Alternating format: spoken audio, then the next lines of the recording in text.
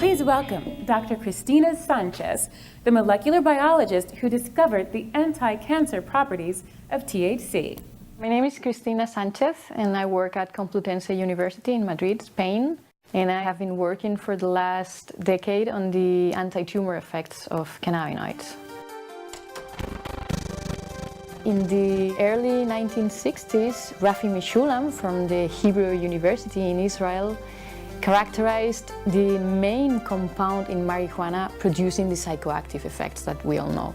The cannabis plant has been known for millennia. After the discovery of this compound, that is called THC, it was pretty obvious that this compound had to be acting on the cells, on our organism, through a mechanism, through a molecular mechanism.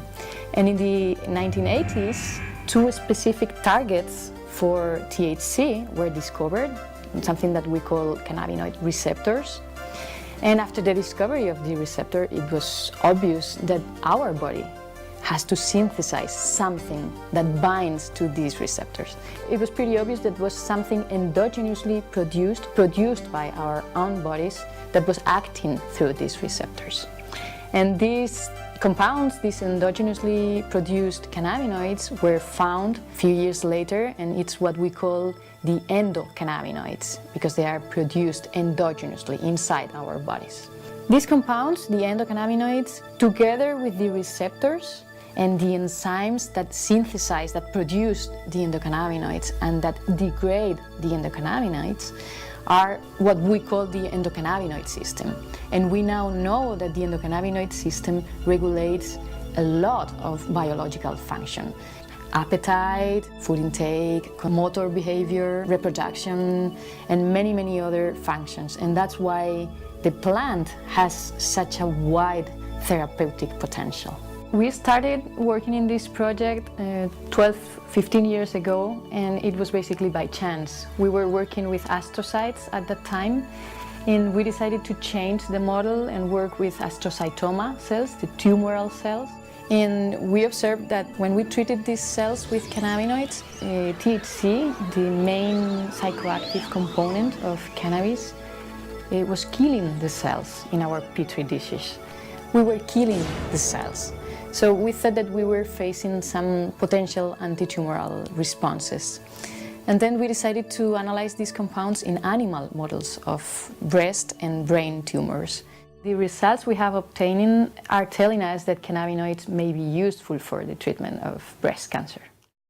We started to do experiments in animal models of glioblastoma, brain tumors, and we observed that cannabinoids were very potent in reducing tumor growth.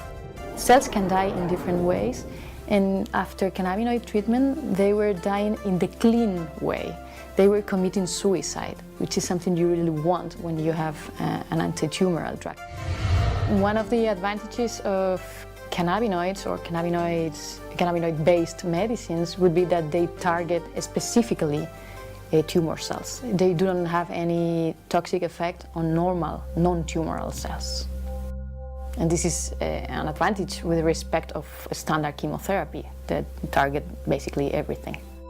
When we started to see these anti-tumor and cell-killing effects on cancer cells, we decided to set aside our metabolic studies and to focus on cancer.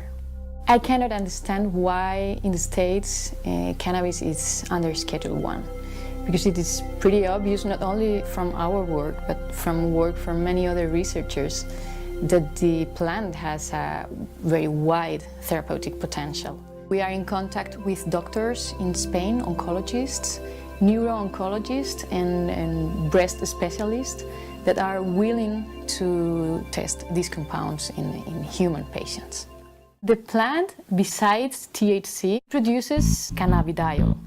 And this compound is very special because it is not psychoactive. It has been demonstrated that it's a very, very potent antioxidant. It protects the brain from stress and from damage, kills cancer cells, and when you combine it with THC, it produces synergistic effects, which means that the effect of THC is potentiated. At this point, we have enough preclinical evidence supporting the idea that cannabinoids may have anti-tumoral properties.